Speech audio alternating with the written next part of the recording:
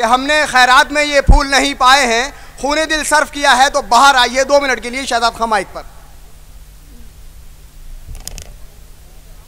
तमामी हाजरीन को अस्सलाम वालेकुम। और मैं शुक्रगुजार हूँ अपने पूर्व मेयर माजिद हुसैन साहब का। उन्होंने मुझसे गुजारिश की तो मैं बस 2 मिनट आपके लूँगा। भाई इस टाइम जो हालात चल रहे हैं वो आपने देखे होंगे कि कैसे हालात चल रहे हैं। जो हम सब के लिए एक चीज़ है वो है डर। सिर्फ डर के ऊपर मैं तकरीर करूँगा और इस शेर के साथ उसकी शुरुआत करूँगा कि उड़ान वालों उड़ानों पे वक्त भारी है, उड़ान वालों उड़ानों पे वक्त भारी है, अब परों की नहीं हौसलों की बारी है। और मेरा कायद अकेला होके भी तूफान से जंग लेता है। दुआ करो कि सलामत रहे उनकी हिम्मत, वो एक चिराग कई आंधियों पे भारी है।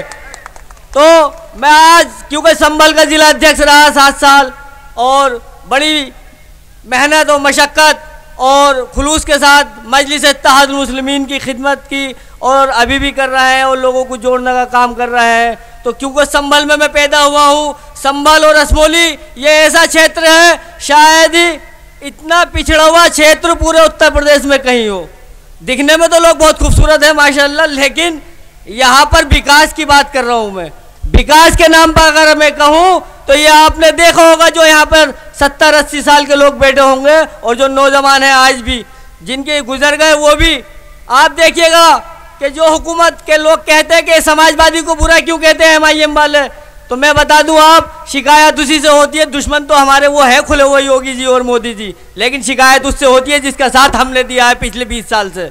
असल में बात यह है कि संभल के अंदर जब से मैं पैदा हुआ हूँ मेरे समाजवादी के इंसान को जीतता हुआ विधायक MLA MP राम गोपाल से लेकर मुलायम सिंह यादव यहाँ से लड़े, लेकिन वो मुलायम सिंह यादव जिनसे बोलने भी नहीं आता वो कहते हैं संभल मेरा घर है। मैं बता दूं भाई संभल ऐसा घर है उनका कि 140 घर तक संभल के अंदर उन्होंने नहीं बनवाया। ये कैसा घर है उनका।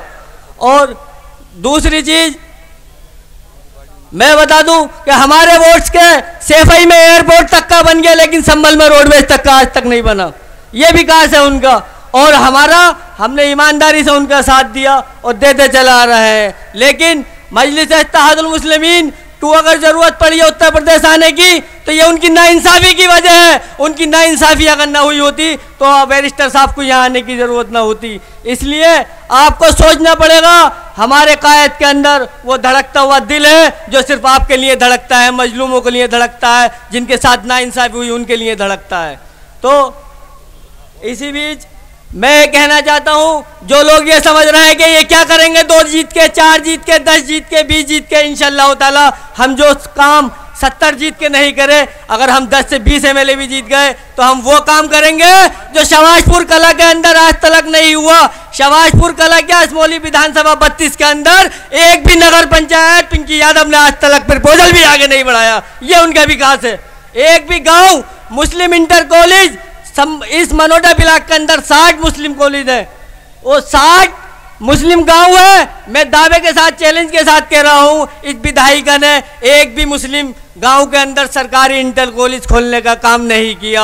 और अगर असगरी पुल में एक स्कूल बना हुआ है ITI का तो पिछले 10 साल नहीं 2 बार समाजवादी की हुकूमत रही और अब BJP की भी है। इन दोनों ने उस स्कूल को चालू नहीं कराया क्योंकि ये कौम पढ़ लिख के आगे बढ़ेगी तो हिस्सेदारी की बात करेगी, अपनी साझेदारी की बात करेगी। वो नहीं चाहते कि हम लोग पढ़े। तो इसलिए मैं उनसे कहता हूँ कि वो जो अपनी आंखों में बर्क और शरर रखते हैं, हम भी सूरज को बुझाने का हुनर रखते हैं। ये अलग बात है टूटी है कमाने हमारी, न तीर चलाने का हुनर तो हम भी रखते हैं, समझो। तो मेरी बस यही दरख्वास्त है कि हमारे जो प्रत्याशी हैं शकील अहमद एडवोकेट साहब, वो असमोली 32 के प्रत्याशी प्रभारी हैं, आप इन्हें जिताकर ओवैसी साहब का हाथ मजबूत करें और अपने सपने पूरे करें। इंशाअल्लाह ताला जो काम आज तक नहीं हुआ विधानसभा असमोली के अंदर, हम वो काम करने का काम करेंगे और आपको मायूस नहीं होने देंगे। और डर और मुसलमान एक साथ नहीं चल सकता।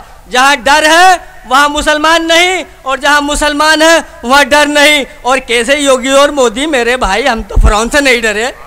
बतुइज़्ज़ु मंतशा बतुज़िल्लु मंतशा। अल्लाह जिसको चाहे इज्जत दे, जिसको चाहे जिल्लत दे। सीधा सीधा लिखा हुआ है हमारी कुरान हदीस के अंदर कि अल्लाह जिसको चाहे मुल्क की हुक्मरानी दे और जिसे चाहे इज्जत दे। और दूसरी बात सबसे अहम ये मैं बताना चाहता हूँ कि आप लोगों से बड़ी अदवन गुजारिश है, देखिएगा जमात कोई भी पार्टी आपको लगानी पड़ेगी, जब तक आप उसके साथ नहीं आएंगे वो कामयाब नहीं होगी। हर समाज हर धर्म के लोगों ने अपनी जमात अपनी पार्टी बना ली, लेकिन बस एक हमारी जो सबसे प्यारी उम्मत है अल्लाह के रसूल सल्लल्लाहु अलैहि वसल्लम की, उसने आज तक इस चीज़ पर ध्यान नहीं दिया। तो मैं चाहता हूँ कि अपनी बात में यही ख़त्म करता हूँ और मुझसे जो गलती है उसके लिए मैं माजरत चाहता हूँ। अस्सलाम वालेकुम।